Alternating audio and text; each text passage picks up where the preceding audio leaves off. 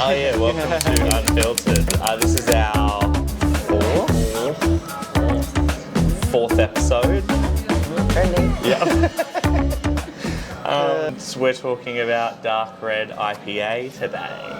Yeah, the OG beer Yeah. of Six String. That's probably one beer that you have that I remember moment, like, or my first time. Yeah, I think that's it. Like everyone that you talk to, they can tell you what the sun was doing, what the temperature was when they tried their first Dark Red IPA. Yeah, for sure. And that was my first beer that I thought, I'm going to become a brewer.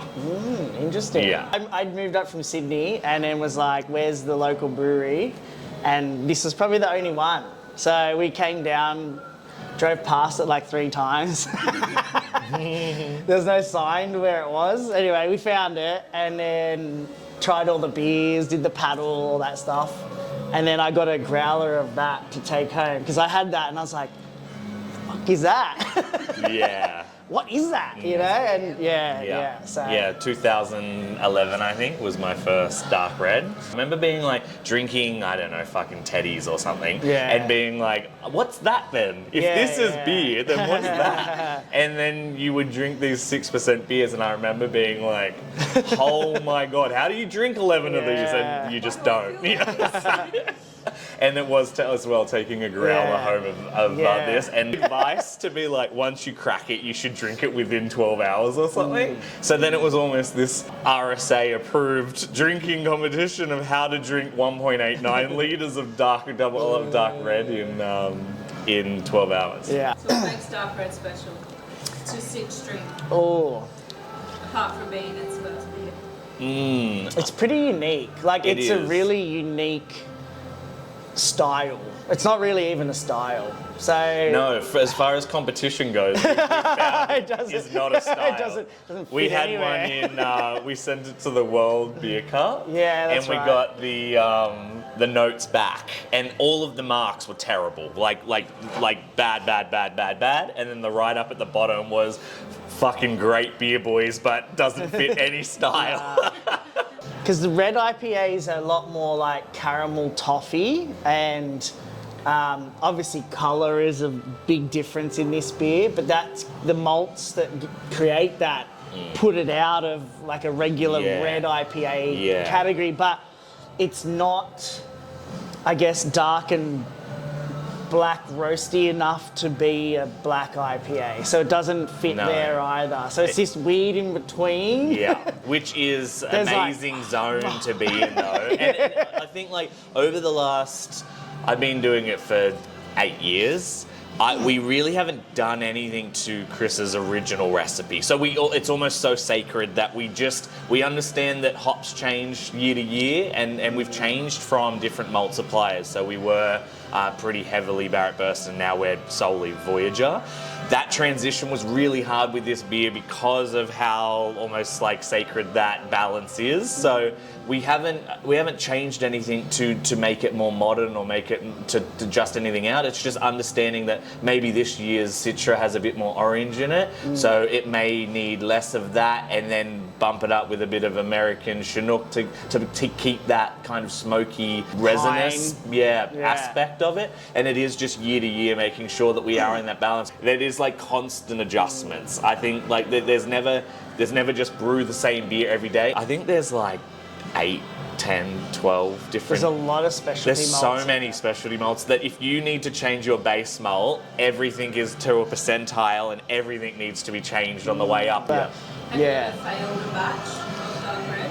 We've never failed a batch. Never, not even Dark Red, nothing. Never. We've never dumped a beer. Like, that's actually true though. We're not pretending we have. Like, we haven't. But like, no, not really. No. Like, sometimes the colour's been a little bit out. Like, and you can see, like, maybe it's a little bit too red. Not as dark. But when it clears up, you're just like, there it is. I like there it that is. Dark Red decides when it gets transferred. Yeah, it does. So There's in no the like, it's good enough. in the morning, I'm like, did it go? And it was like, it didn't want to today. Yeah, it did not today. Yeah. It is Yeah. still as good as when someone cracked it 12 years ago and goes, oh, 6-string, you guys are the red guys. The red guys, yeah. Yeah, I know, right, the red Chris is guys. the OG. This is his He's the recipe. OG red. Yeah. Yeah. Yeah. There's, He put that horrible tag on the back of us that now every red beer we make has to It's like it's also Perfect, like one of otherwise. the I'd say one of the last standing. A lot of breweries brought out like versions of red IPAs in some form. They've kind of disappeared a lot again, and they maybe make an appearance as a seasonal once a year, where Dark Red has just continued to be a good seller all year round almost. Like Yeah. you'd think it would taper off coming into summer, and it does slow a little bit, but people still drink it all year long. So, and people still look for it out there, where there's a lot of red IPAs that were around that just aren't anymore. And I love this beer personally because it's like, it's a really awesome marriage between hops and malt. Like I remember my first black IPA, it was Batch Brewing. They did a black India Ale in the old long bomber bottles with the brown tags. And I was like, oh, black and IPA, how does that work? And I remember drinking it going, there was another one, like, I remember. I'm like, oh, that is unbelievable. And like, this has the elements of that, but with the slightly more red orientation with some of the like more caramelly style malts. It's just this awesome play, and the way it works with the hops, like we get a lot of peach. The Chinook gives it, the Chinook's a big hero in this for me, and it gives that real resin pine grunt, which works really well with the darker malt.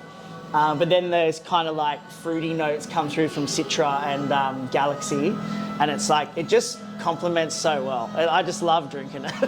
If we don't tell Chris, we did drop Amarillo. It did have Amarillo at one point. And I think that is his favourite hop from memory. And we replaced it with Chinook. This is going out on video. It's not a secret now. Not anymore. Because it's 60 IBUs, which can be pretty hardcore if you don't have anything to back it up. So like, Probably if you scares people in 2026. Yeah, and this was like, it was made during the IBU race or craze, or where they were all going for 100 little IBUs. Kid playing with the big boys. I know. 60? You probably don't have too many 60s now. Even Opposite to at that? 60 IBUs, you wouldn't have. No. It's not. No, I don't think so either. Like, there's that perceived bitterness too, which like, it's how much you can really detect, And that's like, what you say, if like, the bring balance back is the right. bitterness. Yeah, I do. Yeah, absolutely. Like, I think like people like shy away from a bitter beer. They all like, there's a lot of like, even with lagers, bring some bitterness. I want to know what I'm drinking. I want to have like, thought about it. people know that they do like bitterness, like as a profile. They don't realise. Same with like acid in cooking, same thing. Like, you don't realise you actually enjoy it when you have it, but it's the thought of it being like, oh, it's acidic or it's bitter, and it's like, ugh. But I'm like, oh, it actually works. And like, if you balance it well, I think that perception of the bitterness isn't that it's that high. So it is like, it's a fun beer to brew as well. It is, You are balancing. It's pretty intense. Like, you're always doing something. You know, some other brews you can they almost run themselves, and you got like 1 or 2 additions to make, and you're like done. Where like this one, you're constantly doing stuff. It's a big malt bill. It's a long mash in. It's like a lot of water profile adjustments and additions, and then there's lots of hop additions through the kettle, and so you're always doing something. Yeah. Right? So what makes it an IPA? Or what is an IPA? So as far as I know, Nothing's You ready for a lesson on IPA, kids? The story goes. The story goes that it's an Indian pale ale. So the idea is that when, I guess, they were transporting beer from the UK to India, it was spoiling along the way on the journey. Yeah. So in the casks, they were adding hops, which are a preservative Yeah. and antibacterial. Yeah. So they'd fill it with the beer, put more hops inside, or dry hops, and then they would send that to India, and when it got there, it was preserved, but it was quite a bit more flavorful. Yeah.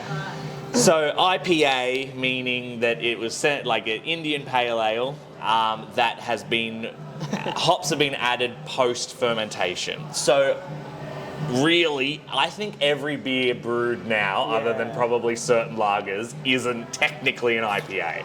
I think the key ones is like ABV, so you're probably looking around that high 5s to 6 as a starting point, and then the hop addition, so like highly hopped and then dry hopped is what would probably contribute to calling it an IPA.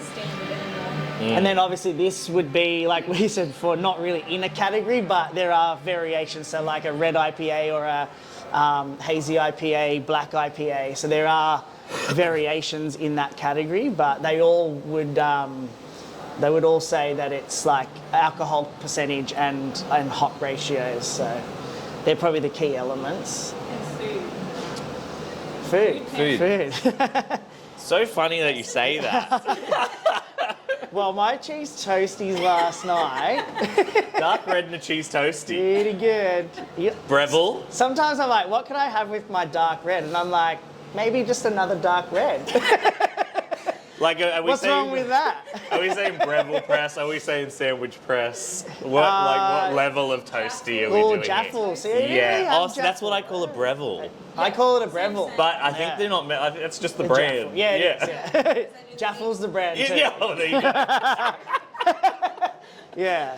I don't know. So weirdly enough, I made osso buco last night with mashed potato and a dark red sauce or gravy, and it was pretty good. But like, I think that's the like fun part of like brewing and having enthusiastic with cooking, because using those balance to use it in cooking as well is. So I found, because there is that 60 IBUs in the dark red, it does come through. There is this undertone of bitterness. But good cooking, I think, like having salt, sweet, acid, bitterness, and umami all playing a hand is when you're like cooking on the next level. I think if you're just seasoning something and just letting it rip, then it's not very interesting. But if you like, I think salt and sweet, easy to play around with. I think people fear bitterness and acidity, and I think that's where like playing around with this, like drinking as well as cooking, if you're happy to balance that bitterness with some acidity and then throw some umami in there too, it's great. Yeah, so my call would be osso buco. Fair enough. Yeah. I think anything slow cooked's probably a winner. Oh yeah, for sure. Yeah, warm, hearty, rich. Like, it's a pretty rich kind of beer, so it complements those styles of cooking. I'm into slow cooking at the moment. Like, it Me just too. like, I don't know, something about the breakdown of everything you're cooking for a long period of time. It's delicious. So. I know it's winter too. Like, it was. Yeah. It's pretty cold this morning. Yeah, It was like, mine's I'll get it all done in the morning, put it in the oven, and then I go to work and I come back and it's all pretty much done. Like and it tastes heaps better than it ever could have done in the hour that you would have when you got home from work. Yeah, okay. Yeah. Well, you could eat dinner and then sit down and watch the footy and have like 4. And then be like, I don't- Sleep like because once you get to that 4 mark, you're probably starting to be like, oh, I'm pretty tired Girl now. dinner with like a handful of olives and a few slices of salami. Yeah, delicious. Goes so well. Yeah. Even through summer, when the sun sets, I think it's like, that's dark red o'clock. Yeah. with a Like- Barbie and red. Yeah, for I'll sure. drink like pale ales or TPAs all day, and then the moment the sun sets, 4 dark reds. Or a growler. 4 dog reds after a session. Okay. Yeah. Are you going to spell it? No. thought I was like, because I was just going to kind of drink the first part, but it is bloody good, this one.